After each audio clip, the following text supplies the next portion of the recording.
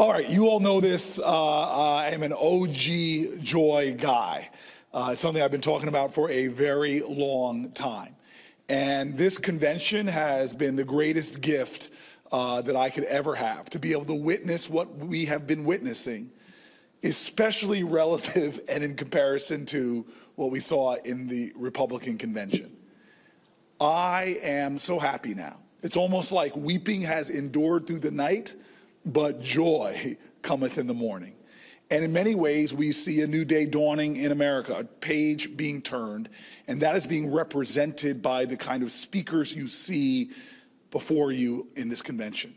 You've seen some of the best talent America has to offer, not in a partisan way, but people coming forward and giving their testimony to hope, to joy, to love, and to a vision of America that is so inclusive, that is so about bringing us together to heal. Now, tonight, I tell you, I'm excited, but another moment about last night.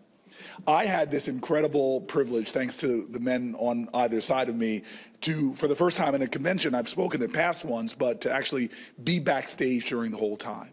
And I know Michael Tyler just used a bunch of football analogies. He's a great guy. I think he's got a fantasy football team. I actually played the sport, man, and a long-time old friend. I'm just joking, but I was a ball player. Played high school football. We won the state championship. I went to Stanford, played there, and I know about good coaches. I know about bad coaches. I know about the beauty of having great teams. Some of my best friends in life are people all across the political spectrum, but we are still a team. We bowled at the White House recently. My team about a year ago, and there were Republicans, Democrats, but we were all together. There's a tight bond. You can't fake that. And so what America didn't see last night was when Waltz came off the stage and went backstage, and I saw all of these men get together with such joy and exuberance in a love huddle like I have not seen since the days I was playing football. Waltz is a special kind of guy. And what you saw last night and what you felt last night is real.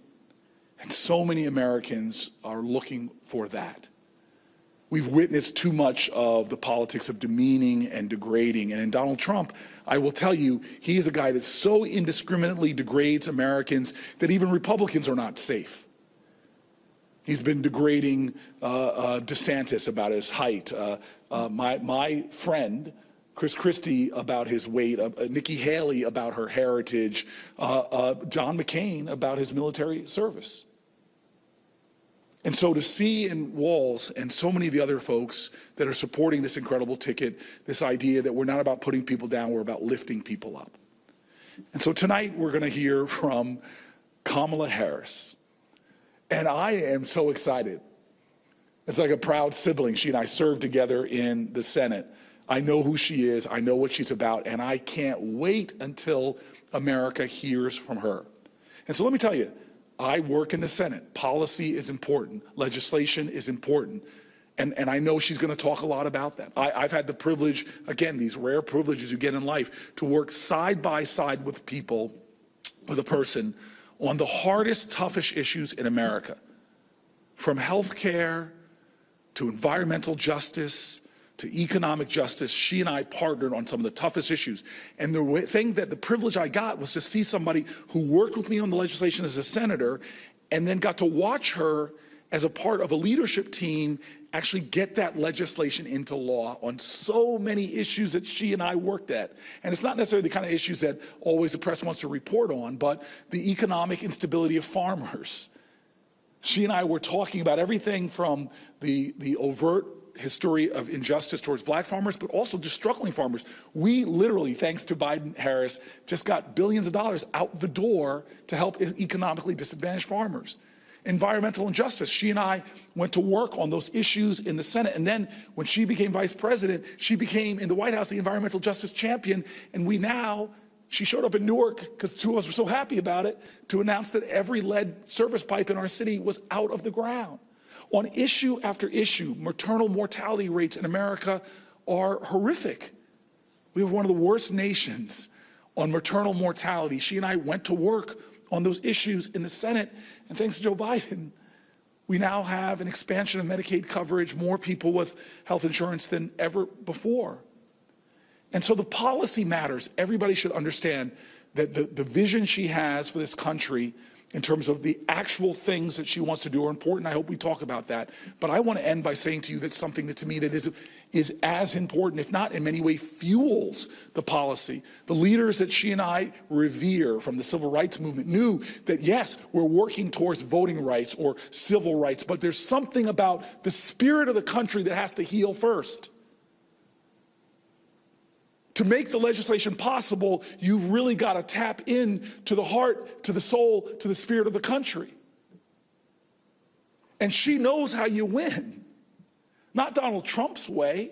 She knows that when Martin Luther King went down to Selma, he didn't beat Bull Connor in Birmingham because he brought bigger dogs or bigger fire hoses, because he hated more. No, they won in Birmingham because they inspired the moral imagination of a nation. They called to the conscience of our country.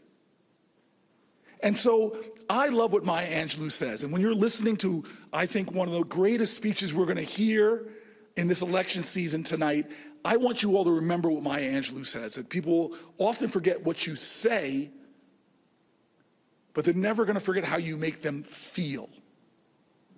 I know how Walt made me feel last night. And what I'm excited about today is to see my colleague, my friend, my sister in the Senate share her heart with America, to appeal to the better angels of our nation, to have a tradition in our presidency that Donald Trump betrayed. He never said malice towards none and charity towards all. There is a tradition in our great presidents that tell us we're not going to be about fear and smear. We have nothing to fear but fear itself. Those presidents that appeal to the best of who we are in the worst of our times to help us to get to higher ground. That's the feeling that America will get tonight. Weeping has endured, but joy is coming. That is what has me so excited, hoarse from yelling. I am tired, but I am telling you tonight, I will be on my feet with millions of other Americans saying, yes, yes, a new day is coming.